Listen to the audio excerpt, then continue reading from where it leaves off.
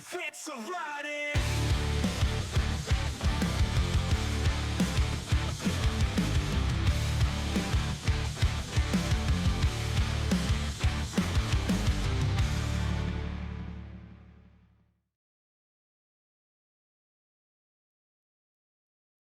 Good evening, everybody. This is Sean with Fitz of Writing. I'm sitting here tonight with Ace Parlier.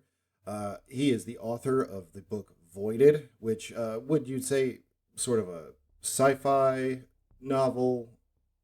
Yeah, Any yeah, other? sci-fi, dystopian, military sci-fi, dystopian sci-fi. Yeah. Yeah. Okay. Uh, Well, I definitely got that kind of a vibe whenever I was reading through the sample. I just brushed up on it again before we left, and I think it was pretty well written. Tell everybody who's going to be watching the video a little bit about yourself, how you got started writing, and a little bit about how it was to write Voided. oh, okay. Oh, I've been writing forever. It's just one of those things. Poems, songs, stories. Ever since I was a little kid, I was a big reader. Um, I really started seriously writing songs when I was in junior high and high school, 14, 15 years old. And I had some really good teachers in school with English teachers, poetry, and I actually my one of my seventh grade teachers. She said we were studying "In Charge of the Light Brigade" by Tennyson, and she looked at me, and I had an Iron Maiden T-shirt on, and she goes, "And the war that he's talking about is the same war that Iron Maiden's talking about in the Trooper," and it was like, it all ignited in my head. I'm like, okay, So then that was what really. So that was when I really started writing seriously, when I was about 14 years old. So um, I've written a bunch of songs, played in some bands, and I didn't actually write my first novel until I was well into my 30s. Um, and I'm a big sci-fi fanatic, have been all my life, but my first two novels are rock and roll based because you know the other side of my personality. And I wanted to write a sci-fi, but I read so much and seen so much, and was a fan of so much stuff. I was afraid that it would just be so derivative that yeah. So I was glad I waited till my third novel to take a stab at sci-fi. So then I got into Voided, which actually began as a writing exercise that a friend of mine, Zora, used to have on Facebook. She would do like a writer's forum once a week. And so it was a writing exercise, and it was like, it just reminded me of hyperspace. And then my next thought was, wouldn't it suck if you got stuck in hyperspace? And then everything, it all grew from there. And then once I got my main character, Nina, and developed her, and she's like an amalgamation of all the strong women that I've known in my life. I've been fortunate enough. My mother was a strong woman, my grandmother, so and so it was an amalgamation girlfriends that I had because naturally I was attracted to strong women because I was raised that way, and and once Nina was solid in my mind, then that's when the book really took off because it's written from her point of view. It's first person from her point of view, and so you get to see the dichotomy of how she interfaces with the world versus how she interfaces with herself, and that was one of the things that I was glad I was a little bit farther along in my career before I tried it, to be able to try to portray both worlds. Yeah. So, so that was my challenge. And then I wanted to tell a really good sci-fi story too. But I once I got into her character, I could see where I could, all three facets would work together. So, I think it was a wise choice going with the first person point of view because you can definitely do a lot of that dichotomy between how she interacts outside as well as inside. You can do that a whole lot easier in first person view and a whole lot deeper than if you were writing from the third person point of view. It definitely feels a lot more oh, intimate. Um, yeah. as far as writing Voided, and I don't, want to make you divulge too much about the story or anything, but it seems like she is a prisoner who uh, is being used to go into a what's called a well, and I just wondered if you were interested in divulging a little bit about what those are in your sci-fi world, or if it's too integral to the story. No, I can go into the wells a little bit. What the wells are is they're in the middle of this war, so and the war's been a protracted war. The war's going on close to 30 years at the when the story starts. And so one of the problems that the Union is having is power. So they end up getting support from another race, and I don't want to go much into that. And they develop the wells, and you travel through hyperspace. And I explain hyperspace like when you go through hyperspace from planet system to planet system, it's like surfing on top of the ocean. You dip down a little bit and you ride the wave, and it's pretty much an automated trip at this point in the galaxy. It's like a super highway. But when you dive in the well to get the hypermatter, it's like taking a submarine to the bottom of the ocean. And so they open up the well, and the well actually gets them through the surface layer where most traffic takes place, and gets them into a deeper part of hyperspace where they can extract hypermatter, which helps power their war machine. But it's a really, really dangerous, they take descendant criminals to do the job because it's so dangerous. They don't want to risk the pilots that they have for the war effort to be able to do this. I gotcha. And the title Voided, it sounds like it's something that can happen to you. Is it something that happens as a result of the well, or is it just a term that's used colloquially within the story? Oh no, it has to do with the wells. Like if you don't come back out of the well after a certain amount of time, that's what they say, you've been voided, that you're lost in the void somewhere. I gotcha. So yeah, that's where that comes from. Well, there's a little bit of an order for anybody who's interested in sci-fi that'd be watching the channel. It definitely got my attention with the first chapter, so I would encourage everybody to go out there and read it if sci-fi is your flavor. How long would you say it took you to write it? I like to ask people if how their process goes, and sort of is there anything odd or quirky about your writing process that you wanted to share with everybody?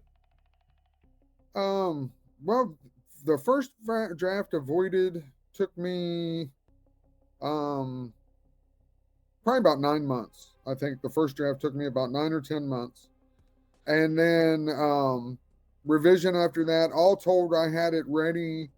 I had already secured a publisher before I even had the book done. So all told, I had it ready for publication in just a little bit less than 3 years. It was probably about 2.5 years, top to bottom, that I worked on it. Great. Yeah. As far as authors go, I think it's been laid out that you're either a gardener or you are an architect. You said that you started off with your character, you figured her out, and did you just kind of let the story flow from there, or did you have a relative beginning, middle, end outlined before you started writing? How do you go about doing that? Well, once I got Nina solid in my head, I had an idea of where I wanted her to go. I didn't necessarily have the ending when I started, but I knew I had loosely written. I don't do like a full outline, and this happens in this chapter, and this. I have friends that do that, and it's way too much organization for me. But what I like to do is like have a and B in each chapter. Like, we're starting here, I need to get here, and then that leaves me room to play between the two. Okay. And a lot of the cool stuff that came up, actually interactions between the characters later in the story when Nina gets to the ship, to the Shaitan, that all came out of that freedom.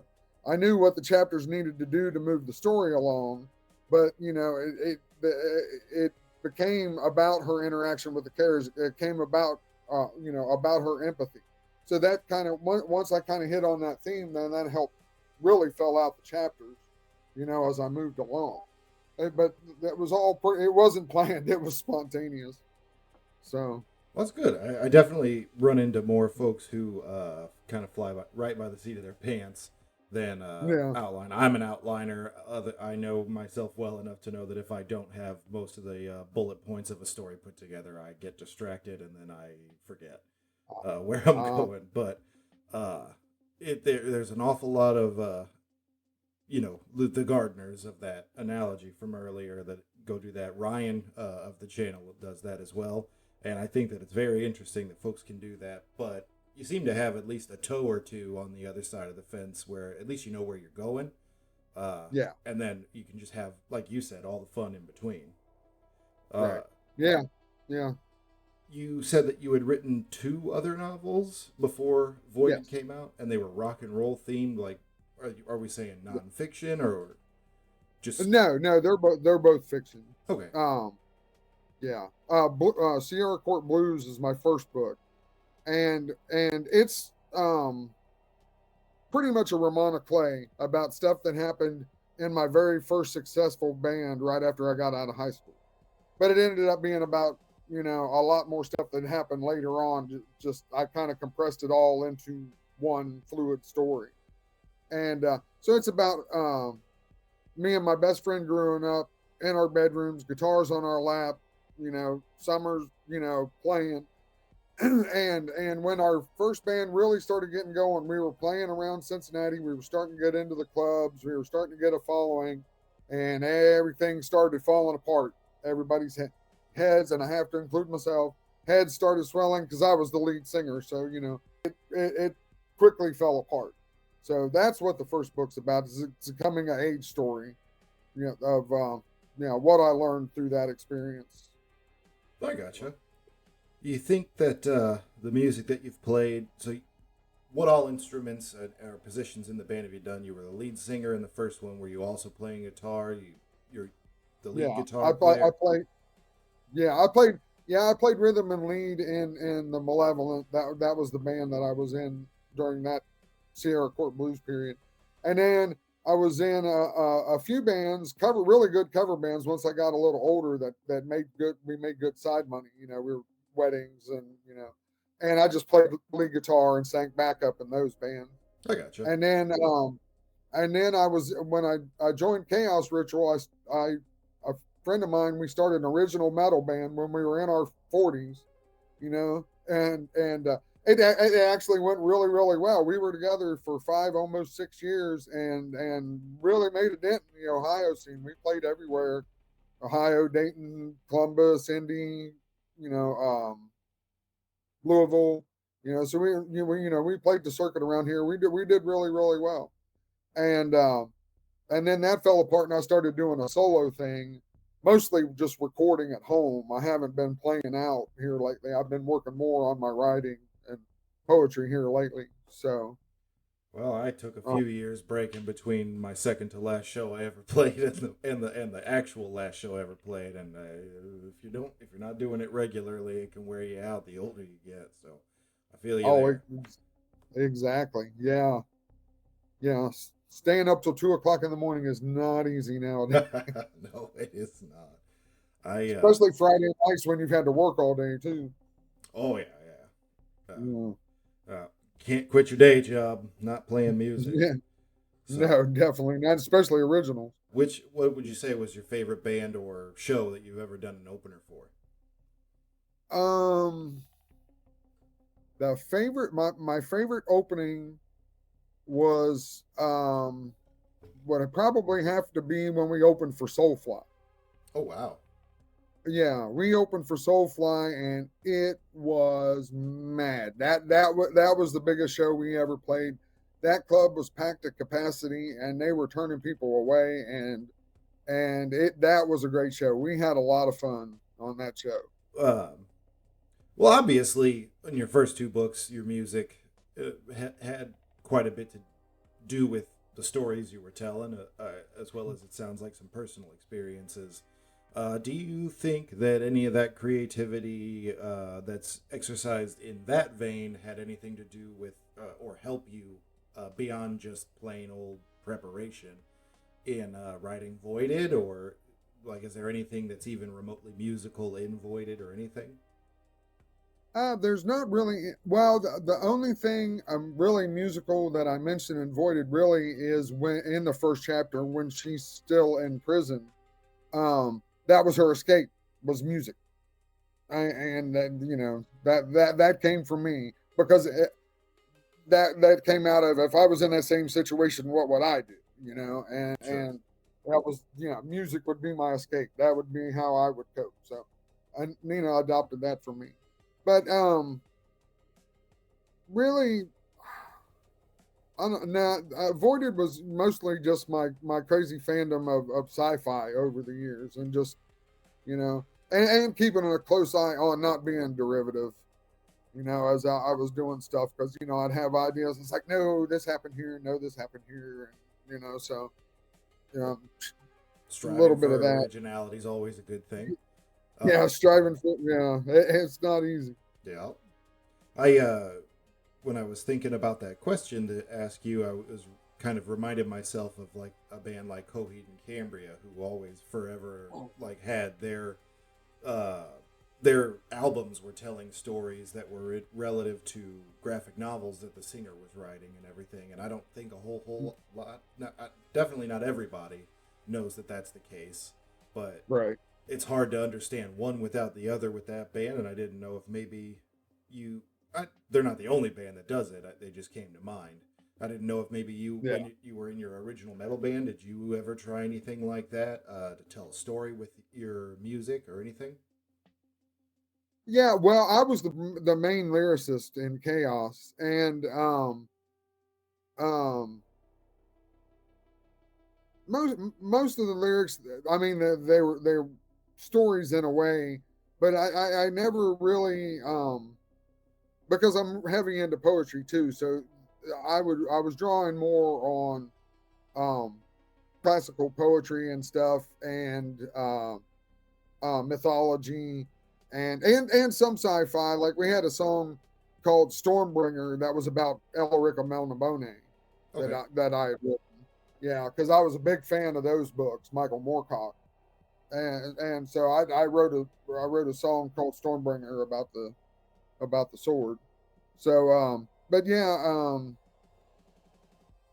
most of my stuff is, especially in Chaos, was really aggressive too. So it was more come from a different place gotcha. than in literature. Yeah, because I mean, like I said, like I was talking about Iron Maiden earlier. Man, I really admire their literary you know stuff that they put in there.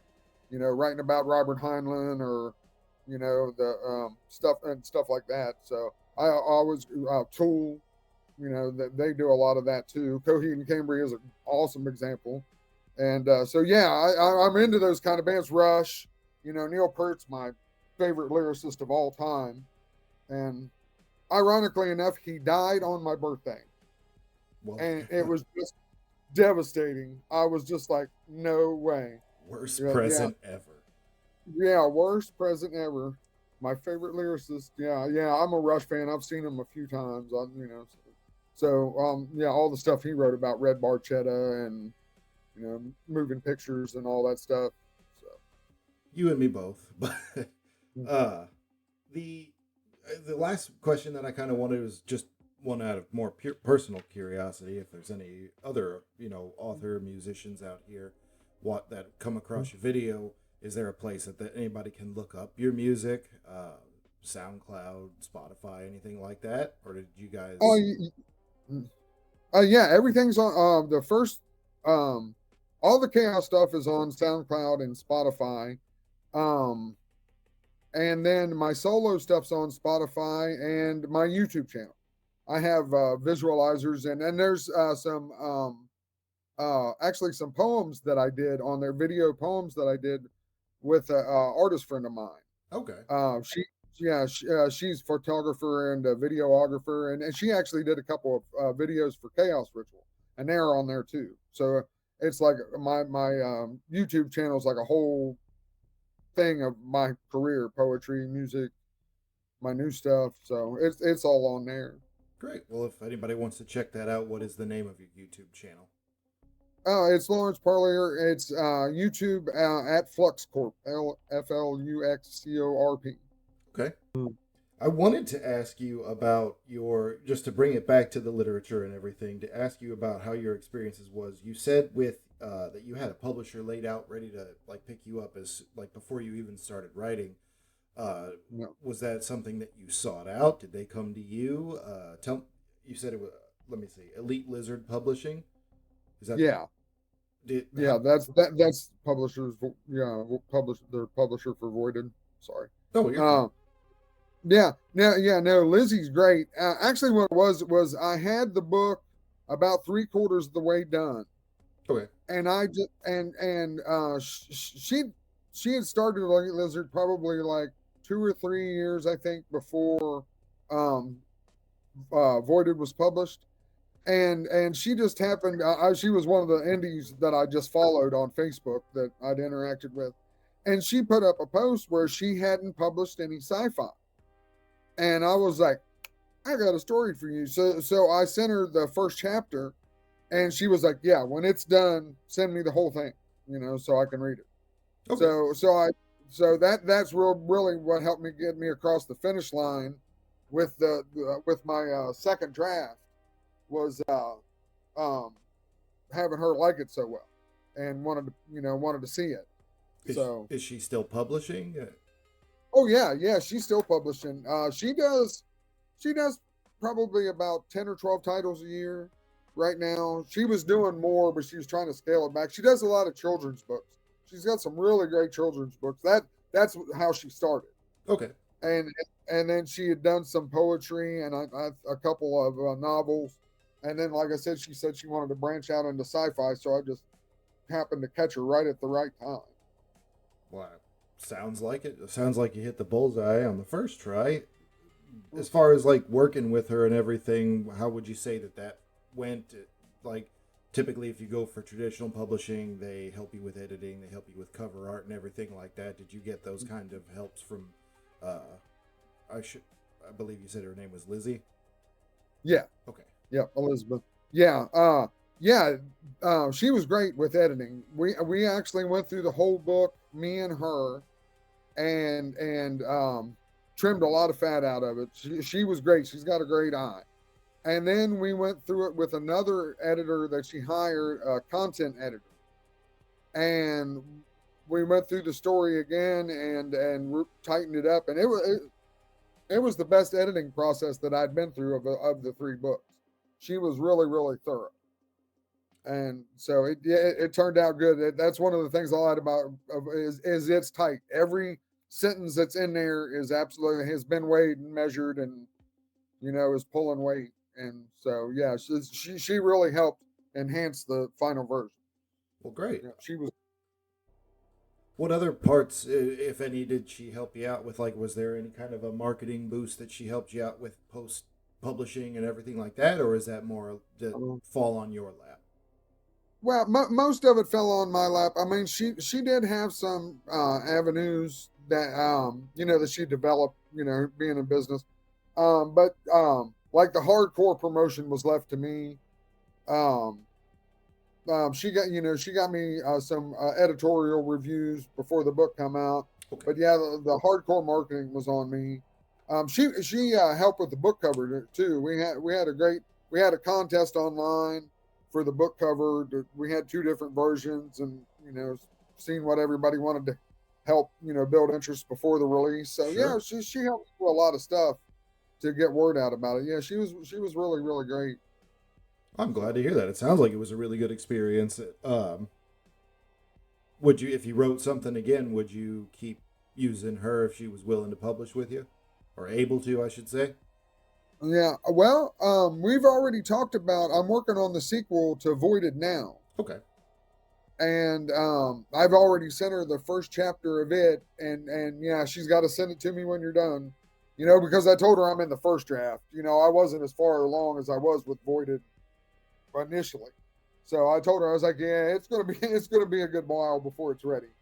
But yeah, she's wanting to look at it, and I'd really like, if to keep the books on the book on the same publisher, sequels, Yeah, absolutely. if possible. Uh, So and as far as Voided, Voided One, uh, where is that available? You got that in any brick and mortar stores? Is it on Amazon? Or I don't know where else. Barnes and Noble, everything like that. yeah, it's on Amazon, Barnes and Noble, Walmart, um, a few other places. I can't think of them all. She's got really good distribution. Now, brick and mortar here in the States, we don't have. Now there's some. Lizzie is actually in Canada, Okay. in Ontario, and some of the bookstores that she works with up there have copies on the shelf. Okay. But yeah, nothing here in the States. Yeah, she's got great distribution in Canada. So Hey, if they're on a uh, shelf anywhere, you're doing better. You're yeah, doing better than a lot of folks. exactly. Yeah.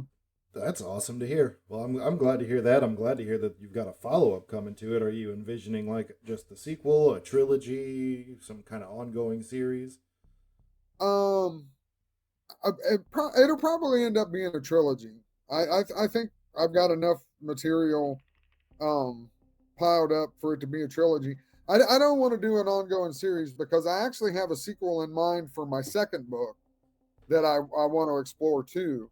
And I actually kind of that was actually my plan to be my next book after Voided, but I had so much fun with Voided that I went right into the sequel. So It happens. You get swept away, yeah, yeah. especially if you leave yourself that open.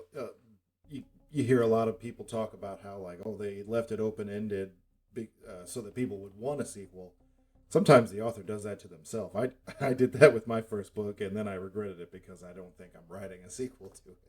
So, Uh-huh. so now I'm stuck with that ending, but it is what it is. Uh, Well, you can always go back to it. You never know. Never say never. Yeah. would you say that Voided has got like a decent amount of attention so far? How long's it been out? It's been out over a year, about a year and a half. Okay, so not And, it's not that old. no, yeah, so it's not that old, and it's been a slow climb. I mean, I've really been pushing it, um, but it's been a slow build. And that's why I'm still promoting it, because now it's really starting to gain a little bit of momentum, and I want to get word out about it ahead of the next book too. Sure. So yeah, but yeah, I've noticed that it's starting to move a little bit again. I had the initial burst, and then things, and then I started promoting it again, and it's starting to take off again. So I'm going to push and see how far I can take it. Yeah, absolutely. Sky's the limit, really. It's Yeah. a lot more about consistency than it is anything else, and just trying to get your hand in as many cookie jars as possible. Just Oh yeah. another reason that Ryan and I wanted to do this is just now you don't have to have not a, you have a YouTube channel, but not everybody necessarily has to have one. And just to wrap things up with Voided, let's talk about how things have gone. Like, what do you think has been the most successful way that you have marketed the book since you've put it out? Since you said that you had a big pop at the beginning, things slowed down a bit, but then you feel like your wheels are sticking a little bit better now. You're getting some traction. Uh, what do you think you've done that works the best? What doesn't work that you'd advise people to stay away from?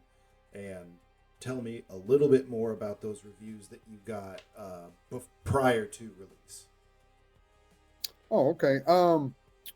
Well, as far as like working on promotion, Facebook is like dead now. When Sierra Court Blues come out, there was a thriving author community on there, and there was a lot of cross promotion. I met a lot of really cool writers when my first book came out. I'm still friends with you know probably 8 or 9 good, really cool mutual support relationships with authors that I met back then. But the whole thing kind of fell apart and all those writing sites, like you know, there's a dozen book promotion sites, and you could put your mom's ass on there and get one like, you know, I mean, it's just absolutely dead. When like back when I first started, you know, those sites were, you know, people paid a lot of attention to them. I mean, you would get a lot of likes, you know, people would peruse them.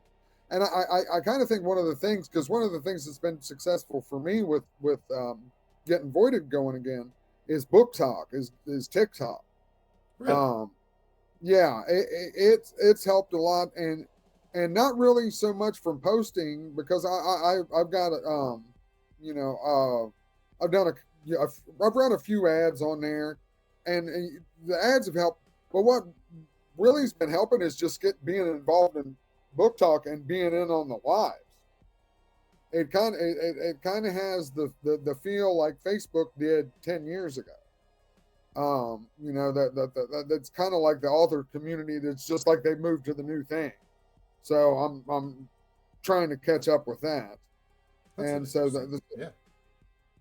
so that's kind of what's kind of helped. And this whole Gen X thing that's going on TikTok too has helped. Um, you haven't heard about that? I don't Yeah, the TikTok whole. very much. Oh, you're not on TikTok. There's it happened within about the past couple of months.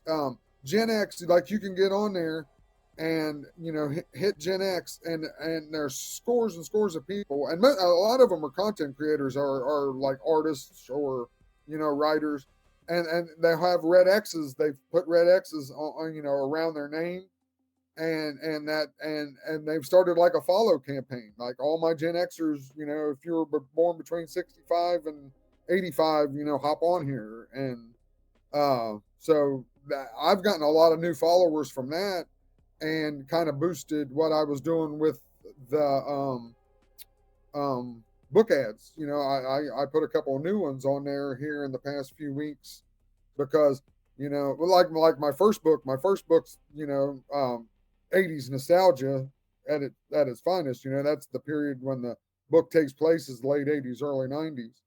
So I you know, I was like, you know, all this Gen X thing is like, you know, I'd love to be able to make Sarah or Court Blues into a movie, and I'm actually writing a screenplay for it, because I think of it like American Graffiti, Okay. like American Graffiti was to the late 50s, the early 60s. Sierra Court Blues would be for my generation, for the late 80s, early 90s, you know. And as I'm writing the screenplay, I'm actually, thing I heard that Martin Scorsese does when he writes is actually puts the songs that he wants in the scenes as scene headers. So as I've been, you know, I haven't worked on it in a while, but work on it a little here, a little there, because trying to reduce that book down is proven difficult. So it's almost 400-page book. Try to get down to a screenplay under 120 pages has not been easy. I've really been reimagining it. But yeah, that's one of the things, is I know what music I want in each scene. You know, and so I would love to see it on the big screen with my soundtrack, you know, for everything, because some of the Malevolence music would actually be on there too, and some of my originals along with everything else. And so yeah, that's probably going to be my next project after I get the sequel to Voided done, is try to finish that screenplay and try to push it.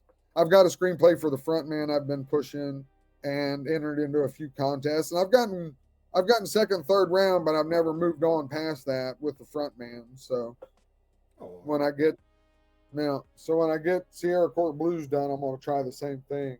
well, I didn't know we were getting a screenwriter interview tonight either, so that's interesting. And Oh, eventually, I'll probably want to talk to you a little bit more about that, but I have to learn a little oh, bit more about screenwriting first.